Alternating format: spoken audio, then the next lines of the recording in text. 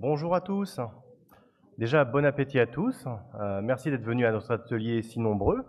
Donc moi, c'est Yann Merlet, je suis Field Application Scientist chez Twist Bioscience.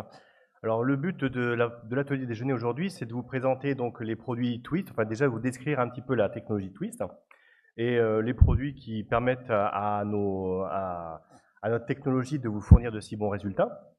Ensuite viendront des intervenantes, dont Agnès Bourillon, qui vous parlera de MRD, et Cindy qui vous parlera d'Exome en diagnostic. Donc tout d'abord, je voudrais présenter la société Twist pour ceux qui ne la connaissent pas. Donc c'est une société qui a été fondée en 2013 par une Française, Émilie Le Proust, à San Francisco. Comme vous le voyez sur cette slide, nous avons des bureaux partout dans le monde qui nous permettent de fournir le monde entier en services et en réactifs. Et tout dernièrement, nous avons ouvert à Portland notre Factory of the Future. Donc c'est à peu près 10 000 mètres carrés qui permet d'accroître notre capacité de production et d'accompagner notre croissance. Comme vous le savez, l'ADN est essentiel dans nos vies aujourd'hui. Pour n'importe quel type d'application, on en a besoin et ça tombe bien parce que Twist fait de l'ADN et on le fait très bien. Donc on utilise une plaque de silicone pour le faire à une échelle très élevée, une automatisation qui nous permet de faire 6 millions de gènes, 6 millions d'oligos par jour. Donc ça nous permet de rentrer dans différentes applications telles que la chimie, telles que l'alimentaire, telles que la thérapeutique, le diagnostic, c'est de ça dont on va parler aujourd'hui. Donc là, j'ai une petite slide pour l'aspect SynBio, parce que c'est vrai que Twist a commencé son travail en 2013 sur l'activité biologie synthétique. Et comme vous le voyez, notre ADN de très haute capacité, notre plateforme de très haute capacité de synthèse, avec une efficacité sans précédent, avec un error rate de 1 sur 7500, nous permet de rentrer dans des diverses applications comme les synthèses d'oligos, des gènes ou des fragments que vous voulez cloner dans des vecteurs. Ça, c'est ce qu'on sait faire depuis maintenant plus de 13 ans et on essaie d'améliorer. Aujourd'hui, on arrive à faire des séquences de jusqu'à 500 paires de bases. On fait 3 millions de gènes par an. Et donc, si vous avez besoin, on a la chance aujourd'hui d'avoir Virginie à notre stand, qui est responsable SynBio. Et si vous voulez discuter un petit peu de biologie synthétique, elle sera là pour vous aider. Maintenant, revenons un peu au cœur de la technologie Twist. Donc, cette technologie Twist, c'est... Alors, si Twist a inventé la miniaturisation de l'ADN, elle n'a pas inventé la chimie elle-même. Hein. Donc, c'est pour ça que on a toujours eu à cœur d'améliorer cette synthèse sur cette plaque de silicone. Donc, cette plaque de silicone, c'est la taille d'un iPhone. Hein. Donc, on peut faire sur cette plaque de silicone plus de 10 000 oligos sans problème. Comparatif ici sur cette slide, c'est qu'auparavant, la chimie phosphoramidite se faisait sur des plaques 96. Donc c'était un gène par plaque, donc 96 petits puits avec des oligos. L'idée de la miniaturiser, ça nous permettait d'avoir 3 avantages principaux. Le premier, c'est évidemment que vous allez utiliser moins de réactifs pour la synthèse d'ADN. Ça, c'est hyper utile, surtout quand vous voulez avoir une efficacité d'accrochage des nucléotides. C'est hyper important. Ensuite, la deuxième, c'est effectivement le fait que, comme on utilise moins de réactifs, on est un peu éco-responsable par rapport à ça. En gros, si on compare ça à conduire une voiture, sur une plaque, ça serait l'équivalent de conduire 95 km. Pour la plaque de silicone, c'est l'équivalent de 150 mètres. C'est pour vous donner une ordre d'idée. Un autre avantage, c'est le débit. Évidemment, 10 000 oligos, c'est des choses qui sont faciles pour nous à faire très rapidement. En 2-3 jours, c'est fait. Et c'est hyper intéressant pour nous quand on veut répondre à certaines offres. Ensuite, le troisième avantage, c'est le plus intéressant pour nous en tant que spécialiste NGS, c'est le fait que cette plaque de silicone, ça nous permet d'avoir un contrôle très précis des concentrations de nos oligos. Et un contrôle précis de nos concentrations des oligos et une synthèse homogène sur le spectre GC permet d'avoir du coup une capture uniforme et de maximiser les coûts de séquençage et d'augmenter le débit. Alors évidemment, sur cette plaque de silicone, on a de l'ADN simple brin. Donc cet ADN simple brin, il est en quantité minime puisqu'on est à l'ordre du femtomole près. Hein. Donc du coup, il va falloir l'amplifier. Si le biais de synthèse sur le spectre GC n'est pas important lorsqu'on synthétise en simple brin, dès lors qu'on amplifie pour obtenir plus de réactifs, évidemment, on va avoir, par les méthodes d'amplification standard, un biais. Donc un biais de synthèse sur le spectre GC provoque obligatoirement à la fin une capture non uniforme. Donc nous, c'est ce qu'on ne veut pas, et c'est vrai qu'on a réussi à breveter une méthode d'amplification qui nous permet en fait de conserver cette distribution sur le spectre GC. Une capture uniforme vous permettra d'avoir un séquençage maximisé avec des débits optimisés. Donc cet ADN, il est double brin. Donc ça, c'est aussi un avantage assez certain, dans le sens où avec une seule synthèse, on peut targeter le sens et le reverse après dénaturation. Ce qui n'est pas le cas des concurrents qui font des ARN simple brin, des ADN simple brin. Ou quand ils veulent targeter le sens reverse, ils vont être obligés de doubler leur capacité de production et avec les biais que ça peut imposer. Alors, avoir des bons outils comme des bonnes sondes pour un enrichissement, c'est intéressant, mais il faut aussi avoir l'outil informatique qui vous permet de designer vos sondes pour avoir une capture efficace. Donc, on a développé un outil de bioinformatique, c'est un outil d'intelligence artificielle qui vous permet de dessiner nos sondes sur la région d'intérêt. Donc, c'est ainsi que l'on fait pour nos fixed panels, pour nos custom panels tout le temps. Pour un fixed panel, on peut le faire jusqu'à 100 fois avec ce cycle de design bioinformatique, avec une synthèse donc sur la plaque de silicone, un QC en NGS, et ensuite on optimise en enlevant toutes les sondes qui seraient de faible efficacité. Pour un custom panel, pour nombre de projets, on a pu le faire aussi, bénéficier nos clients de ce genre d'outils, dans le sens où dès lors que vous avez un custom panel, on peut toujours enlever toutes les sondes de faible efficacité grâce à notre support. Donc, comme vous le voyez, depuis maintenant 13 ans, on a développé un portfolio qui devient bien plus important. Au début, on faisait que des exomes avec des fragmentations enzymatiques ou mécaniques. Aujourd'hui, on a la capacité de vous fournir des réactifs pour tout type d'application. Donc, que ce soit pour l'infectiologie, pour des maladies rares ou autres, on a des systèmes de préparation de librairie avec des enzymes très efficaces, vous permettant d'avoir une très haute complexité. Et avec des adaptateurs uniformes, donc vous ne serez jamais ennuyé. Le nombre d'index que nous avons est assez important. Au niveau de tout ce qui est détection de cancer précoce, de la même façon, on aura d'ailleurs Agnès qui en parlera tout à l'heure, on a aussi un workflow associé qui fonctionne très très bien avec des UMI si vous avez besoin. On peut aussi, si vous montez en gamme en débit, on a sorti tout dernièrement le FlexPrep, c'est un protocole qui permet de faire du 96 plex, ou même en épigénétique, on a un protocole avec une association avec NIB qui vous permet de faire de la méthylation. Tout ça, évidemment, vous permet de vous fournir des réactifs pour la préparation de librairie en whole genome sequencing ou en target enrichment. Donc, par exemple, si je fais un comparatif sur un workflow classique en fragmentation enzymatique, on va avoir les kits, les réactifs qui vous permettent de lancer votre préparation de librairie. Après, si vous voulez utiliser des adaptateurs qui vous permettent de faire un enrichissement, on a les adaptateurs qui sont stubby, des courts adaptateurs qui augmentent le taux de conversion.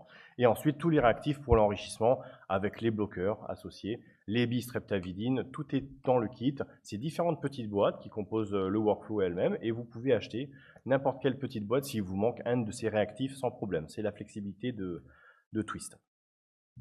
En ce qui concerne donc la préparation de librairie, pour revenir au niveau technique, donc c'est toujours 3 étapes essentielles, rien de classique à ce niveau-là, rien de nouveau par rapport à ça. On a la fragmentation, la ligation, l'amplification.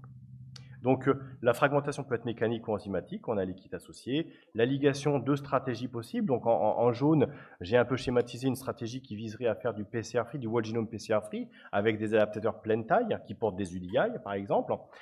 En deux, c'est ce qui est le plus communément utilisé pour le target enrichment, avec des adaptateurs qui sont donc courts, qui permettent une augmentation du taux de conversion et permettre à l'issue en fait, de faire une amplification pour avoir une quantité suffisante pour l'enrichissement. Pour l'enrichissement, c'est toujours la même chose. Nos sondes sont double brin, biotinine en 5', donc elles vont permettre de capturer efficacement grâce à des bloqueurs dans un workflow où on va fournir tous les tampons de lavage et les bistreptavines qui vous permettent de faire la capture. Et la dernière étape, c'est une amplification pour pouvoir faire le loading sur le séquenceur de votre choix. Donc aujourd'hui, comme je vous l'ai dit, on a des fixed panels, on a des custom panels. Chacun a leur spécificité. Pour les fixed panels, on a développé des collaborations avec différents experts mondiaux sur le contenu. On a notre exome évidemment. Pour les custom panels, on est à même de prendre n'importe quel type de liste de gènes ou pour vos applications et vous aider pour les fabriquer et puis pour que vous les utilisiez en routine, que ce soit pour de l'ADN, que ce soit pour de l'ARN ou en méthylation, où on a à chaque fois une spécificité de tiling, de design de sonde pour ces panels-là. Donc là, cette slide est un peu lourde, mais c'est vrai que je voulais vous montrer un petit peu d'où on est venu et aujourd'hui, dernièrement, les nouveautés par rapport à ce qui est sorti. Comme vous le voyez, il y a une accélération en 2025-2026 sur l'ensemble des réactifs, enfin, l'ensemble des produits qu'on a pu proposer. Et là, sur les prochaines slides, je vais vous montrer un petit peu certains de ceux-ci, comme donc l'Exome 2 que vous connaissez très bien, avec un contenu qui était optimisé en 2022. Mais celui-ci, effectivement, a maintenant aujourd'hui un petit peu d'âge, donc on a voulu optimiser son contenu avec des spike-in qui permettaient de revenir sur un contenu updaté, on va dire, pour les CleanVar et les RNU par exemple, qui sont de plus en plus demandés aujourd'hui. De la même façon, le contenu de l'Exome 2, c'est un exome qui va être utilisé en IVDR. Ce contenu, c'est exactement le même que celui qui est développé pour l'IVDR, avec évidemment l'ajout des zones des 37 jets mitochondriaux. En ce qui concerne un autre spike-in qui peut être ajouté à l'exome que je vous ai présenté précédemment, on a le CNV Backbone. Donc ça, c'est très intéressant parce que c'est vrai qu'aujourd'hui, vous savez, nombre d'entre vous font des études de CNV sur l'exome. Et ceux-ci, effectivement, peuvent être un petit peu problématiques pour certaines maladies où les réarrangements sont un petit peu plus longs. Donc, au bout du compte, on a sorti trois panels qui vous donnent des résolutions différentes, qui vont vous permettre en fait de spiker ça sur l'exome et vous faire une étude CNV qui sera très fiable. Donc, vous avez 25 KB, 50, 100 KB, suivant la résolution que vous avez besoin. Une dernière chose, alors ça, on est assez fiers de le présenter parce que si on fait de l'ADN très bien depuis des années, aujourd'hui, on rentre dans une nouvelle ère où on va faire nous-mêmes nos réactifs. Et donc ça, c'est la nouveauté, ça va sortir début février. Donc ces slides, je les ai eus la semaine dernière exactement. Il n'y a pas grand-chose, mais c'est pour vous présenter un workflow qui va sortir. C'est le même workflow que ce que vous connaissez pour ne pas être confusant par rapport à ce qui est déjà sorti. Ça ne veut pas dire que ce qui a été fait sera arrêté, hein, évidemment, mais celui-là, ça va être uniquement avec des enzymes Twist. Aujourd'hui, on rentre dans l'ère de l'ingénierie enzymatique chez Twist, où on va faire nous-mêmes nos propres enzymes. Et c'est vrai qu'aujourd'hui, les enzymes qu'on vous fournit vont être... voilà, on est data-driven chez Twist et on a une capacité à fournir aujourd'hui des enzymes qui est, somme toute, exceptionnelle par rapport au rendu. Donc là, j'ai 2-3 slides de R&D qui montrent notre capacité de pouvoir amplifier efficacement les zones GC riches. Alors, pour ceux qui travaillent sur des expansions, ça pourrait être très utile. On a un comparatif là sur les enzymes type Kappa, type Watchmaker, par exemple. Et là, aujourd'hui, on est en mesure de vous dire que notre enzyme sera en capacité de pouvoir faire mieux que ça pour, évidemment, des zones AT-GC riches. La dernière chose pour finir, notre capacité de faire du custom panel, vous le connaissez aujourd'hui, je vous l'ai présenté, mais c'est vrai que je vais vous dire que c'est rapide. On fait exactement ce que vous voulez et le meilleur moyen pour vous expliquer ce que c'est un custom panel chez nous, c'est de vous présenter un cas d'école. Donc un cas d'école, c'est exactement ce que j'ai mis en place, par exemple, avec un laboratoire qui me demandait d'internaliser, par exemple, le HRD, donc la recombinaison homologue. Donc, Deficiency, c'est intéressant de l'internaliser pour certains laboratoires, évidemment. Donc, on a travaillé avec un panel custom au départ, avec une liste de gènes. Il y avait 22 gènes à l'époque. Et cette liste de gènes comprenait donc tous les gènes qui étaient impliqués dans les recombinaisons homologues. On a commencé à le travailler et on a amélioré son contenu de façon à pouvoir, à un moment donné, même y ajouter P53, par exemple, pour avoir un taux de cellules cancéreuses. Parce qu'il faut se méfier parfois de l'anapathe. Et donc, du coup, c'est vrai qu'on est arrivé avec un custom panel et un workflow qui pouvait permettre de regarder donc l'ensemble des mutations BRCA ou un gène impliqué dans les recombinaisons homologues, mais avec la même préparation de librairie, aussi pouvoir regarder les altérations génomiques qui pouvaient se passer. Donc, avec une même préparation de librairie, vous êtes en capacité à targeter l'ensemble de vos gènes impliqués dans la recombinaison homologue. Et avec cette même librairie, vous êtes capable de faire du shallow whole genome sequencing de façon à pouvoir regarder les altérations génomiques. Donc ça, c'est typiquement le genre de customisation qu'on fait avec nos produits. Rien de sorcier, on part avec des échantillons FFPE de mauvaise qualité pour la plupart, et ça donne de très très bons résultats. La dernière slide, avant de laisser la place à notre prochaine intervenante, c'est le fait de vous dire que, voilà, avec Twist, vous n'êtes pas figé sur un séquenceur, sur une plateforme de séquençage. On est complètement agnostique par rapport à ça. Donc, que ça soit long read, short read, que ça soit du PacBio, ou de l'Element ou de l'Illumina, on sera totalement compatible. Bonjour à tous. Je suis ingénieure à l'hôpital Paul Brousse dans le service d'oncogénétique somatique du professeur Antoinette Lemoine. Et contrairement à ce qu'a dit Yann, je ne suis pas à Paris, mais à Villejuif. Pas du tout la même chose. C'est pour un peu détendre l'atmosphère. Je vais vous présenter la validation d'un test NGS pour une technique de maladie résiduelle dans les cancers pulmonaires et les cancers colorectaux que nous avons mis en place dans le laboratoire. Donc, la maladie résiduelle, elle est définie par la persistance d'un petit nombre de cellules tumorales résiduelles indétectables par les techniques usuelles, et responsable dans la majorité des cas de la rechute. C'est un processus dynamique d'évolution de la maladie.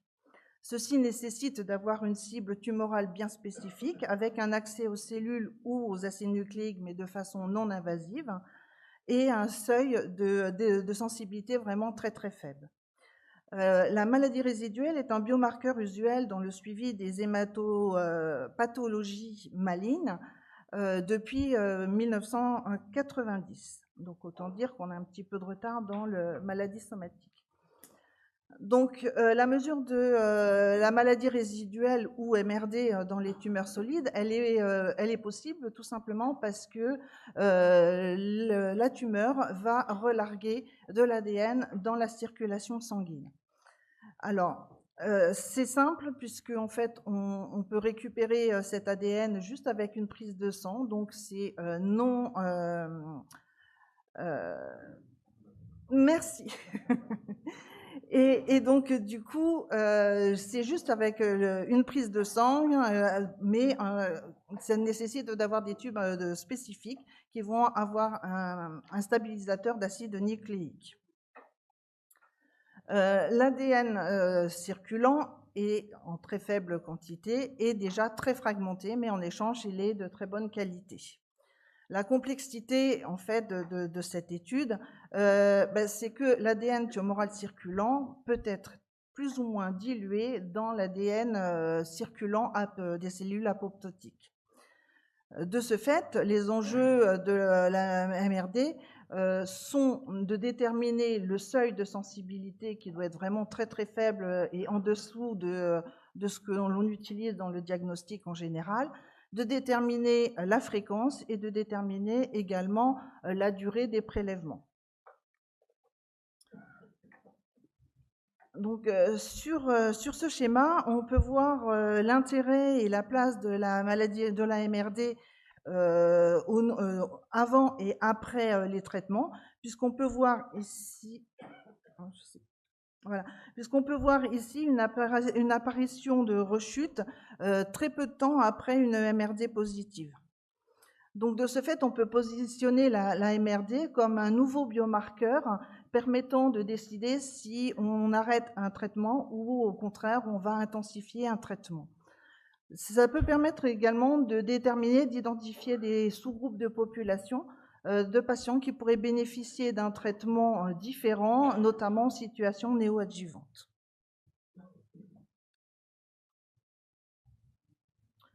Donc, un clinicien de notre institution nous a demandé de mettre en place cette technique de maladie résiduelle dans le cadre d'un essai clinique. Et de ce fait, nous avons mis en place un panel de gènes d'intérêt. Les gènes ont été choisis par le biais de la littérature. Et nous avons mis en place la technique CAPSEC, qui est pareil, a été décrite dans la littérature et qui est utilisée par de nombreuses autres équipes. Le panel d'intérêt que nous avons choisi comporte 157 gènes. Le design a été réalisé par la société Twist, par des échanges par des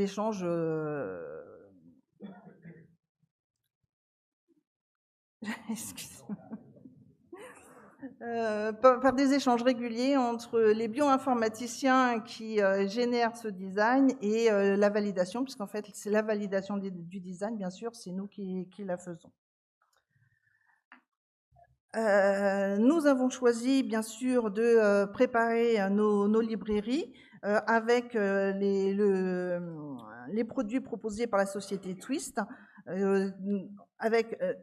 On utilise, nous, des UMI et la technique d'enrichissement standard pour l'analyse de fragments circulants. Alors, bien sûr, cette technique nécessite d'avoir une bioinformatique adaptée. Et le pipeline maison que nous avons choisi est créé par Moabi, qui fait partie de la plateforme de bioinformatique de l'institution Assistance publique. Donc ce pipeline utilise le logiciel Mutect2 également, parce que ce que je ne vous ai pas dit, c'est que la technique CAPSEC, en fait, on va screener l'ADN génomique du patient, on va screener l'ADN tumoral du patient, et on va faire une soustraction des variants qui ont été hérités par le patient, de façon à avoir juste les variants spécifiques de la tumeur, ce qu'on appelle en fait le panel tumeur informe. De ce fait, ensuite, les variants qui sont spécifiques de la tumeur vont être suivis dans des biopsies liquides au cours du temps. Donc, ce modèle bioinformatique nous permet de détecter les mutations, les fusions, le statut MSI, MSS et également le TMB. Nous avons réalisé le séquençage sur un séquenceur Illumina de NextSeq 1000 avec une profondeur de 5000X, et ça sur l'étude somatique et germinale. Nous avons validé la performance analytique par le biais de contrôle horizon. Voilà. Alors, je vous ai dit tout à l'heure qu'un clinicien nous avait demandé de mettre en place le protocole MRD.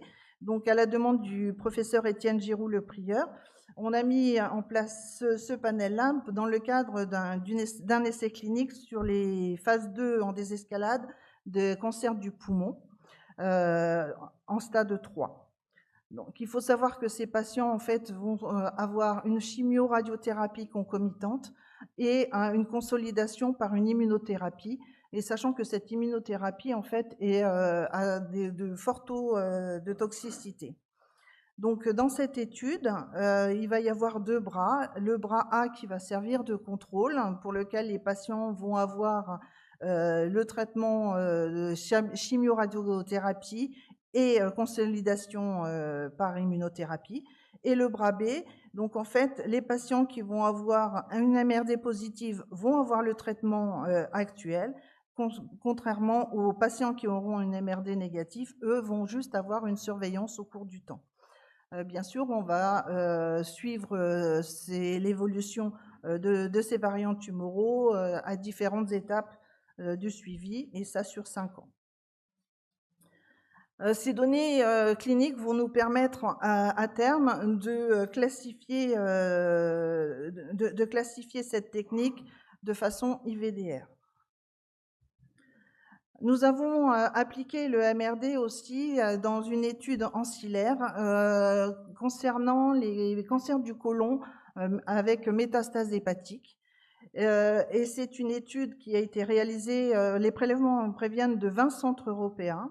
Et en fait, cette étude consistait par un bras randomisé. Donc, le bras 1, c'était des patients qui étaient transplantés de façon orthotopique avec un suivi chimiothérapie versus les patients atteints uniquement, les patients suivis uniquement, traités uniquement par chimiothérapie. Donc cette technique en fait cette étude a mis en évidence une survie à 5 ans plus que significative, puisqu'on peut voir que les patients transplantés ont une survie à 5 ans de 73% versus les patients qui ont une chimiothérapie, qui ont une survie à 5 ans sans rechute de 9%. Donc en fait, si on fait cette étude-là en rétrospective, c'est pour essayer de comprendre quel est le rôle de la maladie résiduelle dans ce mode d'étude. Je ne vais pas pouvoir vous présenter l'ensemble des résultats que nous avons obtenus, mais ici vous avez pour 5 patients. 5 patients pour lesquels nous avons pu screener l'ADN génomique, l'ADN tumoral, et vous voyez le suivi sur 5 ans de l'AMRD, de ces variants tumoraux. Et on peut voir que tous ces patients, en fait, ont une MRD négative. Et à l'heure actuelle, donc ça fait 9 ans que les patients ont été transplantés et ils n'ont toujours pas de signe de rechute.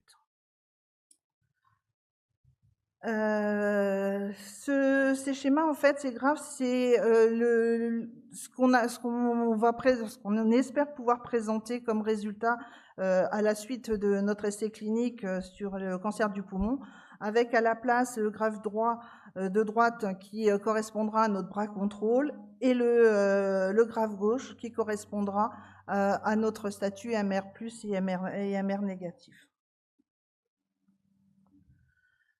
Alors la MRD, c'est bien, mais du coup, il y a quand même une grande complexité à l'interprétation.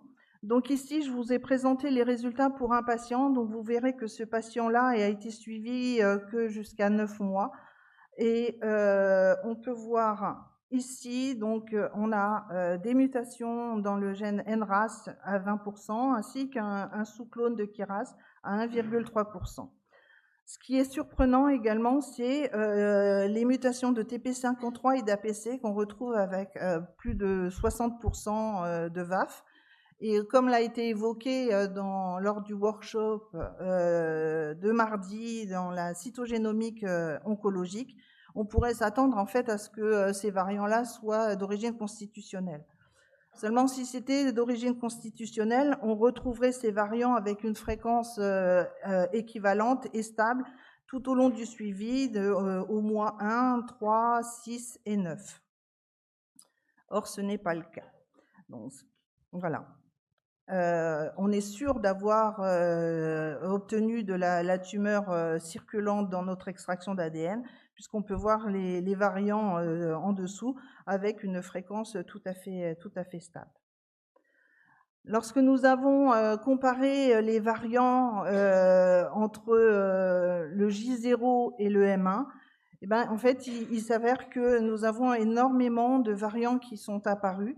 Donc après, il faut faire la différence entre les variants de signification inconnue ou silencieux, ou ceux qui pourraient potentiellement être susceptibles de montrer une résistance.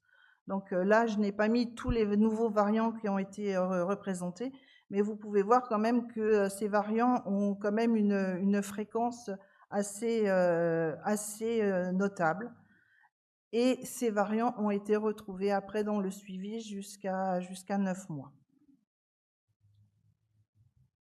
Voilà, donc pour conclure, en fait, nous avons pu mettre en place la MRD dans le cadre des tumeurs solides pour le cancer du côlon et le cancer du poumon. Donc cette technique est faisable grâce à la simplicité de l'utilisation des réactifs de la société Twist. Mais elle reste malgré tout complexe pour l'interprétation du biologiste et arriver à déterminer l'évolution et voir l'apparition éventuelle de mutations de résistance. Donc ce projet en fait nous permet d'avoir une perspective de nouveaux biomarqueurs à visée thérapeutique permettant de déterminer l'escalade ou désescalade des doses ainsi que l'apparition éventuellement de résistance. Voilà, donc je tiens à remercier la plateforme Moabi pour les échanges que nous avons régulièrement pour l'amélioration en fait du pipeline bioinformatique parce que c'est un travail de longue haleine. Et la société Twist, donc Brian Granger avec qui j'ai échangé pour notamment le design de ce panel MRD qui a évolué et ainsi que Johan et Tiffaine pour leur soutien et puis leur aide, leur approche technique. Voilà, je vous remercie pour votre attention. Bonjour à tous. Donc, moi, je suis là aujourd'hui pour vous présenter l'utilisation de l'exome Twist en diagnostic clinique au sein du laboratoire de génétique de l'hôpital universitaire de Bruxelles. Alors, je vais commencer par un bref petit rappel sur l'évolution du NGS au sein de notre laboratoire. Donc, j'ai commencé au laboratoire de génétique en 2010 et à ce moment-là, on était déjà tout content de pouvoir analyser simplement les gènes BRCA1 et BRCA2 par NGS, de ne plus devoir faire des dizaines de PCR Sanger. Mais l'évolution du NGS a été assez rapide et ensuite il y a eu le développement des panels via capture, ce qui a permis d'augmenter rapidement le nombre de gènes qu'on pouvait analyser en NGS. On a commencé par deux petits panels et puis on est passé assez rapidement sur un panel beaucoup plus large, notamment pour les anomalies neurodéveloppementales. Mais malgré tout, avec tous ces panels, à chaque fois qu'il y avait la nouvelle littérature qui sortait, des nouveaux gènes intéressants, il fallait faire un update. Et donc, à un moment, on s'est décidé en 2022 à passer à l'exome. Et nous avons choisi la solution Twist qui nous a convaincus. Donc, nous avons mis en place l'exome Twist V1 en 2022. Nous avons accrédité cette analyse en 2023. Et en 2024, nous sommes passés sur l'exome Twist V2, auquel nous avons rajouté un spiking custom. Alors, quels sont les avantages de la méthode Twist selon nous? Première chose, c'est qu'il n'y a pas de sélection de taille, donc ça nous a fait gagner du temps au niveau des expériences. La deuxième chose, c'est qu'il existe un protocole d'hybridation fast. Donc le protocole standard est un protocole avec une hybridation overnight. Il fonctionne très très bien. Mais nous, dans notre pratique clinique, on préfère l'utilisation de l'hybridation fast. Ça ne va pas réduire le temps vraiment d'expérience en tant que tel, mais c'est plus pour une question d'organisation en interne. Ça nous permet, par exemple, de lancer des expériences le vendredi et de pouvoir les continuer le lundi. Ou aussi, on a pas mal de technologues qui sont en 4/5e, et donc ça permet que la même personne continue son expérience sans devoir passer d'une personne à l'autre. Donc c'était plus d'un point de vue pratique, et ça fonctionne vraiment aussi bien, je pense, que l'hybridation standard. La méthode requiert une faible quantité d'ADN de départ, ce qui est un avantage pour nous parce que nous travaillons avec des échantillons prénataux, pour lesquels on a relativement parfois peu de matériel, et on n'a jamais eu de problème pour lancer une expérience. On a toujours eu suffisamment d'ADN. La manip est très robuste, on a très peu d'échantillons à devoir refaire en préparation de librairie. Et elle est également personnalisable puisque il est possible de faire un spiking, et autant la préparation du spiking et la commande sont simples et rapides. Donc, notamment en parlant de ce spiking, qu'est-ce que nous avons décidé de rajouter à l'exome V2? Nous avons rajouté 185 régions, dont notamment des régions introniques. Donc comme on peut le voir ici, on a l'évolution des couvertures que l'on tenait en exome avec la version V1. On voit par exemple que toute la région intronique ici de GJV1 n'était pas couverte. Donc il y a eu une amélioration significative au niveau de l'exome V2 proposé par Twist. Mais voilà, comme on faisait quand même du spiking, on a décidé de vraiment bien couvrir toutes nos régions. Et donc cette petite région-ci est un peu moins bien couverte. Et nous avons rajouté un spiking, et on peut voir du coup qu'on a une couverture bien homogène sur toute cette région. Nous avons également rajouté des ARN qui bien sûr ne sont pas compris dans l'exome de base, donc ni dans l'exome V1 ni dans la V2, mais par contre, voilà, il suffit qu'on demande à Twist de rajouter ces sondes et l'ensemble de la région est bien couverte. Dernière chose, nous avons rajouté certains gènes qui étaient légèrement insuffisamment couverts pour notre activité. Et également, nous avons rajouté des sondes pour des gènes à mosaïcisme connus, de manière à avoir une meilleure couverture de base de ces gènes. Mais je ne vais pas vous en parler parce qu'on n'a pas encore validé la recherche de variants mosaïques. Alors nous sommes très satisfaits des performances de l'exome. Donc nous travaillons avec une couverture moyenne de 150 X pour les cas index. Avec ceci, on obtient un pourcentage on target sur l'ensemble de l'exome de 88%, ce qui est attendu pour un exome classique selon la littérature. Et par contre, on monte à une couverture de 99,4% à 30 X pour les régions exoniques qui sont connus pour être associés à des pathologies mendéliennes. Donc c'est vraiment un très belle couverture. L'uniformité de couverture est également très bonne et nous avons validé une bonne sensibilité et spécificité diagnostique. Alors, quelles sont les applications que nous faisons au laboratoire? Donc, nous avons d'abord toute une série de pathologies qu'on analyse via exome et qui sont accréditées BELAC 1589, dont les anomalies neurodéveloppementales, les anomalies congénitales, ataxie, paraplégie plastique héréditaire, désordre neuromusculaire et neuropathie. Et nous avons également toute une série d'autres analyses que l'on fait qui ne sont pas accréditées. Alors, elles ne sont pas accréditées simplement parce que ça prend du temps de faire l'accréditation. Parfois, on a moins d'échantillons pour certaines pathologies. Et aussi parce que pour pouvoir être accrédité, il faut un contrôle de qualité externe tous les ans pour chaque pathologie et ils ne sont pas toujours disponibles. Donc voilà, on a séparé en deux, mais en gros, le travail est fait exactement avec la même rigueur que la pathologie soit accréditée ou pas au niveau du laboratoire. Et donc, on a listé ici quelques pathologies que l'on fait, mais en gros, le choix des pathologies qu'on peut étudier est quasiment illimité puisqu'on a accès à l'exome et à tous les. Alors, en termes d'analyse, la première année pour laquelle nous avons fait toute une année d'exome était 2023, et on peut voir que le nombre d'exomes que l'on fait ne cesse d'augmenter. C'est vraiment une analyse majoritaire maintenant au sein du laboratoire. Et au sein de ces exomes, on a environ 2/3 des cas qui sont analysés en index isolé et 1/3 qui sont analysés soit en duo, soit en trio. Et les analyses duo-trio, c'est souvent les analyses prénatales ou pédiatriques, pour lequel on a plus facilement accès aux parents. Alors, quels sont les challenges que l'on rencontre en routine? Le challenge principal, c'est vraiment d'essayer de diminuer notre délai d'analyse, qui est quand même parfois relativement long. Donc, on fait des priorités pour les analyses prénatales et pédiatriques urgentes. Mais parfois, les analyses adultes, du coup, peuvent souffrir un peu du délai. Donc, ce qu'il faudrait, c'est avoir plus de personnes au sein du laboratoire ou d'être aidé notamment par l'IA qui va peut-être arriver dans les années à venir. Mais voilà, qu'est-ce qui fait que ça prend quand même du temps en termes d'analyse? On a les analyses en duo qui sont relativement chronophages parce qu'il nous manque une partie de l'information de transmission. On a aussi les analyses de patients isolés mais qui ont plusieurs symptomatologies. Donc, au lieu de devoir faire un panel in silico, on se retrouve à faire 4 ou 5 sous-panels d'analyse pour un seul patient, ce qui rallonge les délais.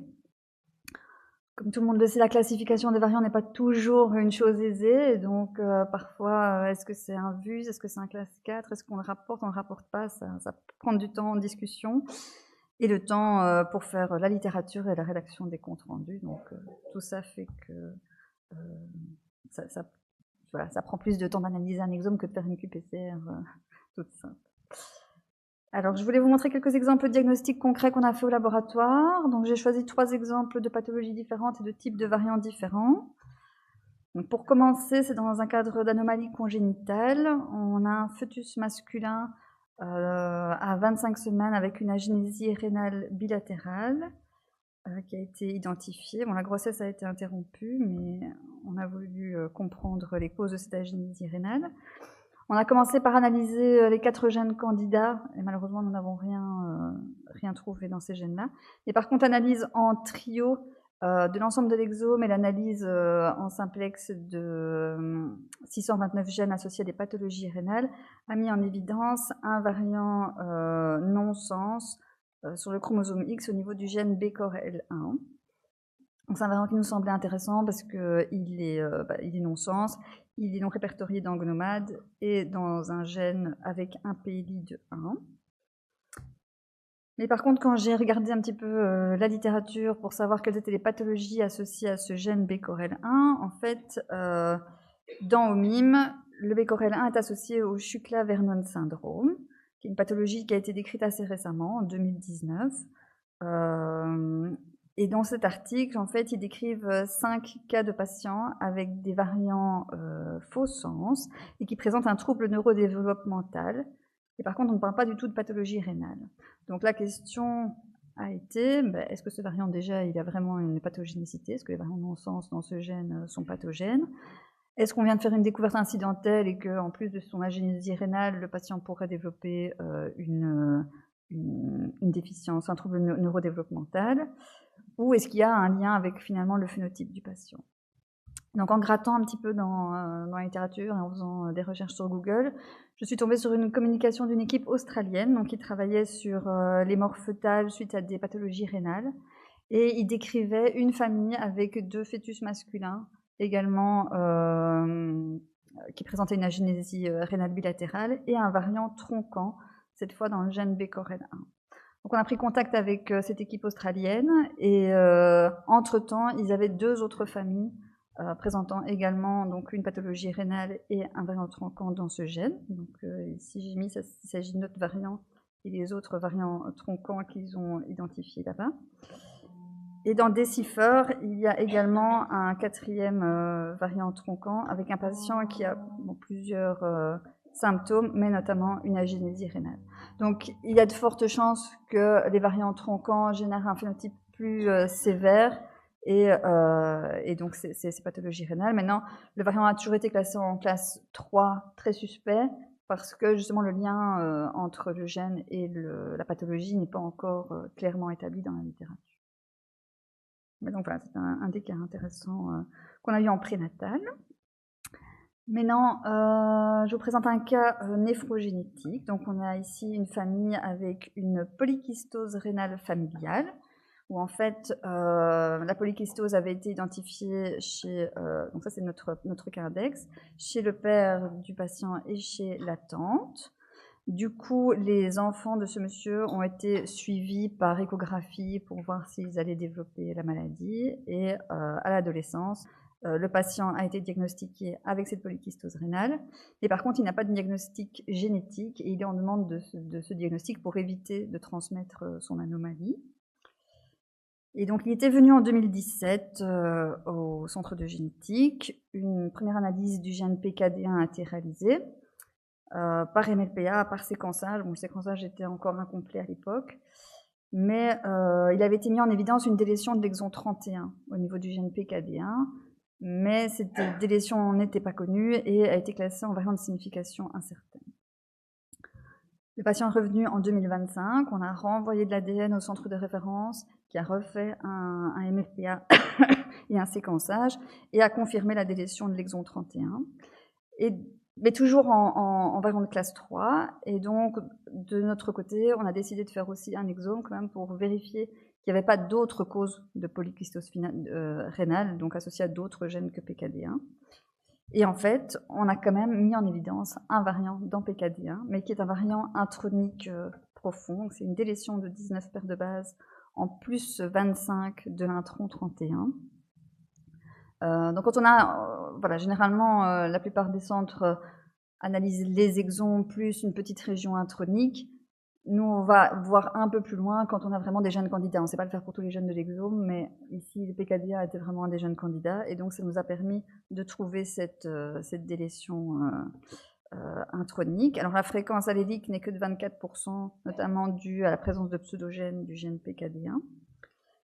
Mais une fois qu'on a pu identifier cette anomalie, en fait c'était une anomalie qui était déjà décrite et elle explique aussi la délétion, enfin la fausse délétion identifiée en MLPA, puisqu'en fait la sonde MLPA se fixait au niveau de cette région-ci. Et donc j'ai reçu très récemment, la semaine passée, les résultats que cette délétion a été confirmée par long-read sequencing. Et aussi qu'il y a une analyse CDNA qui a été réalisée qui montre une rétention d'une partie de l'intron 31 avec création d'un frameshift. Donc l'anomalie va sans doute pouvoir passer en variant de classe 5, expliquant donc le phénotype du patient. Et le troisième cas que je voulais vous présenter, c'est un cas de cardiopathie. Donc c'est un patient de 19 ans avec une hypertension artérielle pulmonaire pour lequel on a fait une analyse d'exome en trio. Et on a pu mettre en évidence une délétion au niveau de l'exon 2 et 3 du gène BMPR2. Donc cette délétion est héritée du père. Donc on voit ici les exons 4 à 7 pour lesquels le patient et le père ont une couverture moyenne même supérieure à celui de la mère, alors qu'il y a une chute de couverture au niveau de l'exon 2 et 3. Donc c'était pour vous montrer qu'on pouvait également identifier des CNV via l'exome twist. Et cette délétion a été confirmée ensuite par MLPA. Alors, quelles sont les perspectives futures au sein du laboratoire? On veut simplifier les choses et notamment, on veut automatiser la partie préparation de librairie. Donc, on automatise la partie pré-PCR simplement parce que le robot est localisé en zone pré-PCR. On a déjà fait un premier test qui semble concluant, mais donc ça va se mettre en place dans les semaines et mois à venir. On va également passer certains panels, donc on a encore des petits panels qui étaient faits indépendamment. On va les passer en exome, donc notamment le panel cancer héréditaire d'une 30aine de gènes. On va maintenant le basculer en exome parce qu'au final, ça revient pas plus cher de le faire en exome, et comme ça, on a directement toute l'information. Et si on a besoin d'aller après plus loin chercher d'autres gènes moins fréquents, au moins les infos sont déjà là. Et la troisième chose, c'est l'analyse de CNV. Donc, je vous ai montré qu'on pouvait détecter des CNV. On a déjà un logiciel, mais pour le moment, on ne l'a pas encore validé. Et donc, maintenant, ce qu'on veut faire, c'est pouvoir le valider, l'accréditer, de manière à potentiellement aussi pouvoir se passer de tests complémentaires qu'on faisait encore maintenant, qui sont des MLPA qu'on faisait en plus de l'exo. Et puis, de manière plus large, les perspectives au sein du laboratoire, on développe le long-read sequencing, le méthylome, le RNA-seq. Et dans un avenir plus ou moins proche, on ne sait pas encore, sans doute qu'on passera au génome comme tout le monde. Voilà. Allez, merci Cindy. Donc aujourd'hui, maintenant là, c'est l'heure des questions. Donc si vous avez des questions, n'hésitez pas. Il y a des micros, oui. Dites-moi. J'avais une question concernant le nombre de variants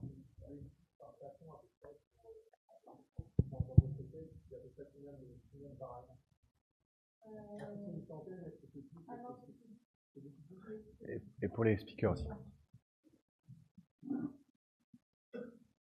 Oui, c'est plus. On tourne plus aux alentours de 2000 à 3000 variants. Ouais. Moi, j'avais une question, Agnès, par rapport justement à l'input, parce que c'est vrai que pour la résolution en fait, de ton approche MRD, jusqu'à quel input minimum tu es descendu pour valider ton test?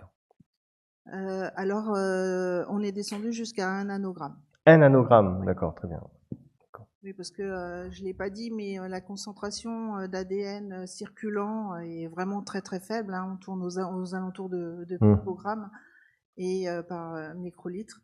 Mais la technique, elle est, comme l'a dit Cindy, la technique est très robuste et on arrive à descendre et à trouver à confirmer qu'on a bien de l'ADN tumoral circulant dans notre prélèvement. Vous avez d'autres questions? Oui.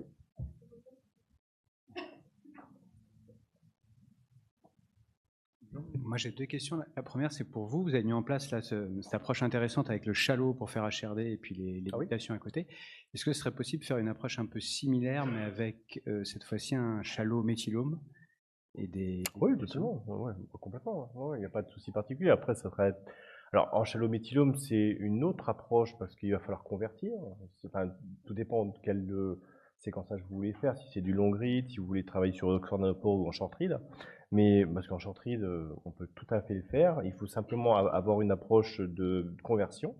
Donc, faire une librairie convertie et ensuite faire un panel ciblé. Et vous aurez suffisamment de matériel pour faire du shallow, effectivement. Après, je sais pas, vous êtes sur sur un Illumina, j'imagine Oui, ça peut être en short read. Ouais, en short read, voilà. Donc oui, il n'y a aucun souci. C'est totalement envisageable. L'idée, c'est de travailler d'abord sur le panel lui-même. On a une spécificité de design pour la méthylation, parce qu'en fait, on va designer les sondes de façon à avoir le brin méthylé, le brin non méthylé, et sans série reverse. Donc il y a 4 fois plus de sondes pour ceci. Et après, vous pouvez utiliser ces sondes-là pour cette approche-là. La quantité de matériel généré en fin de préparation librairie vous permet largement de le faire en shallow whole genome sequencing, il n'y a aucun souci. Après, le problème, ce sera plus l'amplification qui peut être un souci, mais il faudra quand même l'amplifier parce que sinon, vous n'aurez pas suffisamment de matériel. Mais c'est totalement envisageable. J'ai aussi une question pour Madame Bourillon. Donc, vous avez montré la complexité au niveau de l'interprétation, mais vous n'avez pas tellement parlé de la complexité un peu opérationnelle à mettre ça en place dans le cadre d'un suivi diagnostique, parce qu'il faut quand même faire un exome, faire le constite pour avoir le complémentaire, après faire le suivi. Donc il y a quand même toute une mise en place. Alors je comprends dans le cadre d'un essai que ce soit possible, mais après dans le cadre de routine, c'est quand même des choses qui ne sont pas forcément évidentes à mettre en place. Ben, en fait, l'idée, c'est d'avoir l'ADN génomique et l'ADN tumoral. Après, le suivi se fait de façon simple. Il suffit juste de faire un prélèvement de sang et le suivi se fait tout à fait régulièrement. Là, pour l'essai clinique Transmet dont j'ai parlé, comme je vous disais, ça faisait 9 ans que les patients ont été transplantés. Ils ont fait ils ont fait des prélèvements comme ça au fur et à mesure et on a extrait l'ADN, on a stocké. Donc en plus, c'est des ADN qui ont été extraits il y a assez longtemps. Donc en plus, la qualité de l'ADN, malgré tout, on n'a eu aucun problème pour l'analyser. Mais le temps, c'est au départ. Une fois qu'on a le patient qui va rentrer en essai clinique, on fait tout d'un coup, le génome, le tumoral, et après, le suivi, ça se fait un par un. En fait, ça prend pas beaucoup de temps au niveau technique. La complexité, c'est plus dans l'analyse bioinformatique. Je ne sais pas si j'ai répondu à votre question. Oui, merci. Question très rapide pour Yann. Tu nous as parlé, donc vous allez mettre en place un nouveau protocole avec des enzymes twist uniquement, etc. Ouais. Est-ce que ça inclut l'enzyme de fragmentation?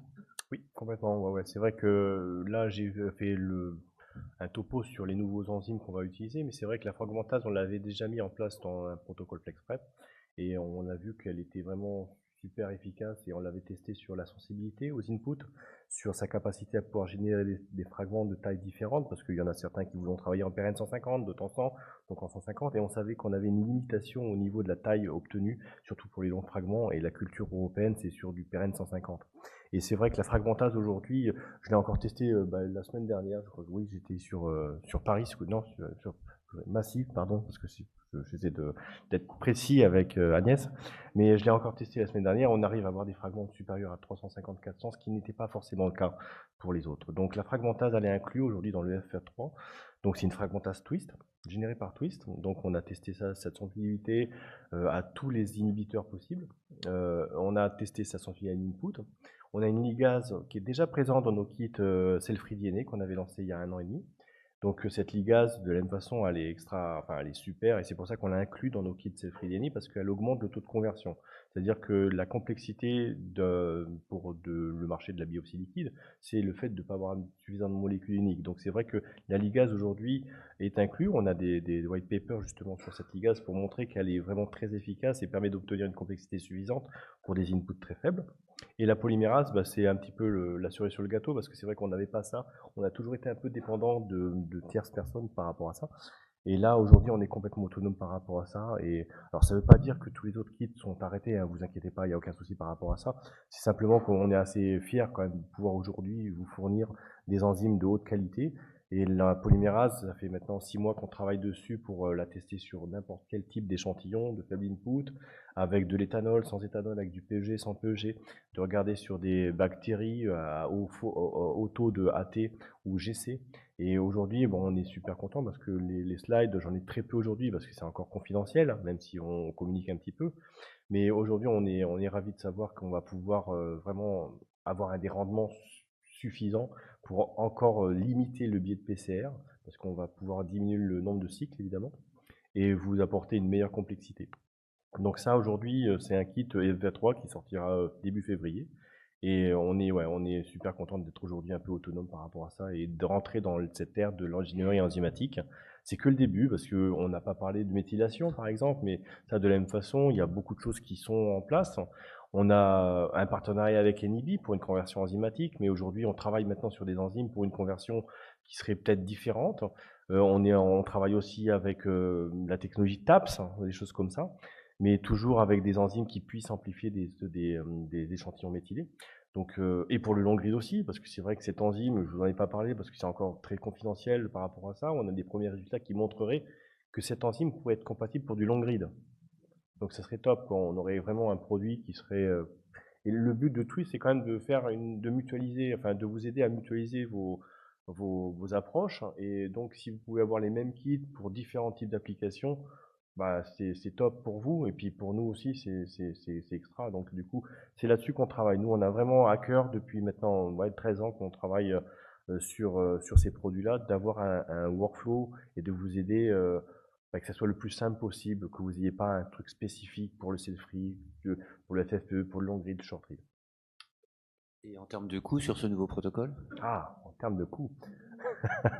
Alors là, je vais pas, on va en discuter plus tard parce que je suis pas vraiment au fait, mais je pense pas qu'il y aurait un impact colossal. Le but, c'est vraiment que vous puissiez avoir le choix sur ces différents protocoles, mais il n'y aura pas un impact colossal. Je suis pas à même de parler de tarifs parce que c'est pas vraiment mon travail, mais on en parle au stand avec nos sales account managers. Je suis désolé, j'ai pas vraiment la réponse. Surtout que c'est tout nouveau, hein. Là aujourd'hui, on n'a pas encore le produit, on n'a pas le kit, il va sortir en février. Donc voilà, mais je pense pas que la solution de Twist, ça soit d'augmenter drastiquement les prix. Je pense pas.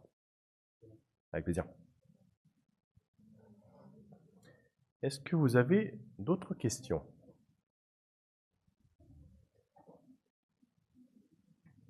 Non? Si c'est bon, je vous remercie à tous.